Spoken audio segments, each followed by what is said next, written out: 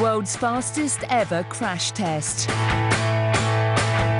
A Ford Focus smashes into a concrete block at 120 miles per hour, a speed most cars on the road can get up to.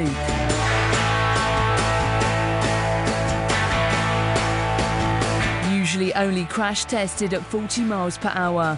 Channel 5's Fifth Gear programme wanted to see what would happen in a collision 3 times the speed that's usually tested. The car was obliterated.